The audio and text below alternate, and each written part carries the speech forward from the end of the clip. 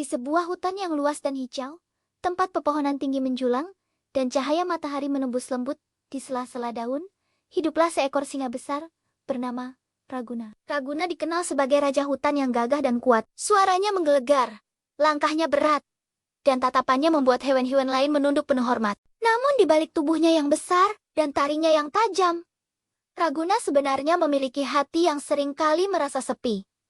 Semua hewan takut mendekatinya. Mereka hanya berani menatap dari kejauhan, lalu berlari ketika Raguna lewat. Setiap pagi, Raguna berjalan menyusuri hutan, memeriksa wilayah kekuasaannya. Ia melihat burung-burung berterbangan, rusa berlari, dan monyet bergelantungan di dahan. Tidak ada yang berani menyapanya.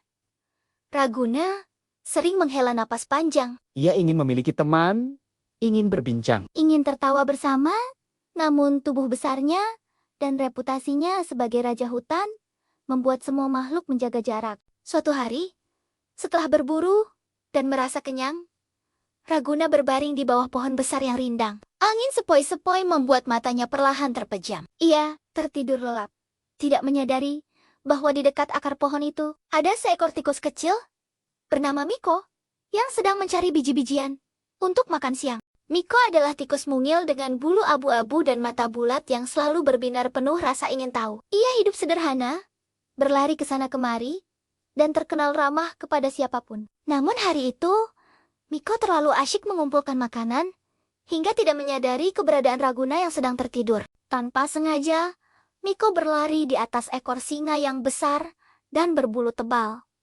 Seketika itu juga, Raguna terbangun. Dengan satu gerakan cepat, cakarnya menutup jalan Miko. Tikus kecil itu terperanjat, tubuhnya gemetar, kakinya lemas, dan matanya membelalak ketakutan ketika melihat wajah Raguna yang besar tepat di depannya. "Siapa kamu yang berani mengganggu tidurku?" Suara Raguna terdengar berat dan menggelegar. Aku Miko," jawab tikus kecil itu dengan suara bergetar. "Maafkan aku, Tuan Singa. Aku tidak sengaja." Raguna menatap Miko lama. Satu kibasan cakarnya saja cukup untuk mengakhiri hidup tikus kecil itu. Dalam hati, Raguna berkata bahwa tikus sekecil ini tidak ada gunanya dibiarkan hidup. Namun ketika ia melihat mata Miko yang penuh ketakutan, namun tetap jujur, sesuatu di dalam hatinya bergetar. "Kenapa aku harus memaafkanmu?" tanya Raguna dingin. Miko menarik napas dalam-dalam, mencoba menenangkan diri. Karena setiap makhluk, sekecil apapun, ingin hidup. Dan mungkin suatu hari, aku bisa membalas kebaikanmu. Mendengar itu, Raguna tertawa keras. Suaranya menggema di seluruh hutan. "Kamu? Tikus kecil sepertimu ingin menolong aku? Itu lucu." Namun entah mengapa, tawa itu berhenti. Raguna merasakan sesuatu yang berbeda. Untuk pertama kalinya, ada makhluk kecil yang berani berbicara jujur kepadanya tanpa penuh kebencian. Dengan perlahan, Raguna mengangkat cakarnya. "Pergilah," katanya singkat. "Aku melepaskanmu." Miko hampir tidak percaya dengan apa yang didengarnya. Dengan penuh rasa syukur, ia menunduk hormat. "Terima kasih, Tuan Raguna. Aku tidak akan melupakan kebaikanmu." Sejak hari itu, Miko sering memperhatikan Raguna.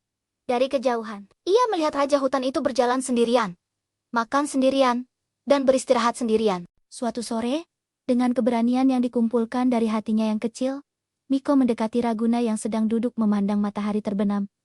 "Tuan Raguna," sapa Miko pelan. Raguna menoleh, sedikit terkejut.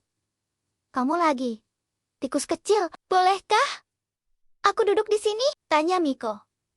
Raguna terdiam sejenak, lalu mengangguk. Sejak saat itu, percakapan kecil mulai terjalin. Miko bercerita tentang kehidupannya, tentang lubang kecil, tempat tinggalnya, tentang kebahagiaannya menemukan sebutir jagung. Raguna mendengarkan. Ia tertawa kecil, sesuatu yang jarang ia lakukan. Hari demi hari, persahabatan yang aneh pun tumbuh. Singa besar dan tikus kecil sering terlihat bersama. Miko tidak takut, dan Raguna tidak merasa sendirian lagi. Hewan-hewan lain heran melihat perubahan Raguna. Raja hutan yang dulu dingin, kini lebih tenang dan ramah. Namun suatu hari, bahaya besar datang ke hutan. Para pemburu memasang jebakan besar untuk menangkap Raguna. Saat berjalan menyusuri wilayahnya, Raguna terjerat jaring tebal yang kuat. Ia mengaum keras, berusaha melepaskan diri, tetapi semakin ia meronta, Semakin kuat jaring itu menjerat tubuhnya. Hewan-hewan lain hanya bisa melihat dari kejauhan. Takut mendekat, Raguna mulai putus asa. Untuk pertama kalinya, Raja Hutan merasa benar-benar tak berdaya. Di saat itulah, Miko mendengar suara auman yang dikenalnya. Dengan cepat, ia berlari menuju sumber suara. Ketika melihat Raguna terjebak, hatinya berdebar kencang. Jaring itu besar, kuat, dan menakutkan. Namun Miko teringat satu hal. Janji dalam hatinya untuk membalas kebaikan. Tanpa ragu, Miko mendekat dan mulai menggigit jaring dengan giginya yang kecil. Satu demi satu, benang jaring mulai terputus. Butuh waktu lama, dan Miko hampir kelelahan. Tetapi ia tidak berhenti. Hingga akhirnya, jaring itu robek, dan Raguna bisa membebaskan dirinya. Raguna menatap Miko dengan mata berkaca-kaca. Kamu benar-benar menolongku. Miko tersenyum lelah. Aku pernah berkata, setiap makhluk bisa berguna. Sekecil apapun, sejak hari itu, seluruh hutan belajar sebuah pelajaran berharga. Kekuatan bukan hanya tentang ukuran. Dan persahabatan tidak mengenal perbedaan. Raguna dan Miko menjadi simbol bahwa hati yang tulus mampu menyatukan siapa saja. Dan di bawah pohon besar, tempat persahabatan itu bermula. Singa besar dan tikus kecil sering terlihat duduk bersama, berbagi cerita, tawa, dan kehangatan yang membuat hutan terasa lebih damai dari sebelumnya.